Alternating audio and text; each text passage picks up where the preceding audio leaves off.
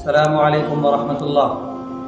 حضرت عبداللہ ابن عمر رضی اللہ تعالی عنہ سے روایت ہے، اللہ کے نبی صلی اللہ علیہ وسلم کی خدمت میں ایک شخص حاضر ہوا اور کہنے لگا، مجھے اپنی بیوی کے بارے میں شک ہو رہا ہے۔ شک کیا؟ کہ میرے نہ رہنے میں نامحرموں سے اس کی بات چیت ہے، ربط ہے، تعلقات ہیں، ایسا شک ہو رہا ہے، تو میں کیا کروں؟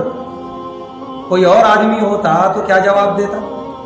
دیکھو، جاسوسی کرو، نظر رکھو، دیکھو، تحقیق کرو، کون آ رہا، کیا ہو رہا۔ یار نبی صلی اللہ علیہ وسلم نے جو جواب دیا اس موقع پر، بڑا سبق ہے اس میں ہمارے لیے۔ آپ نے فرمایا، عفوا عن نساء الناس یعفوا عن نسائکم، کہ تم لوگوں کی عورتوں کے تعلق سے پاک دامن رہو، باحیا رہو، تمہاری عورتوں کے تعلق سے لوگ باحیا رہیں گے، پاک دامن رہیں گے۔ کتنی بڑی بات ارشاد فرمائی پیارے نبی صلی اللہ علیہ وسلم نے کہ تم دوسروں کی عورتوں کی حفاظت کرو، تمہاری عورتوں کی حفاظت ہوگی، تمہاری عورتوں کی عزتوں کی حفاظت ہوگی۔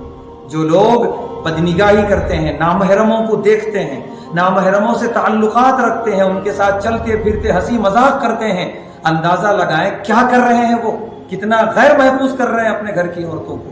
اللہ ہم سب کو صحیح سمجھ عطا فرمائے۔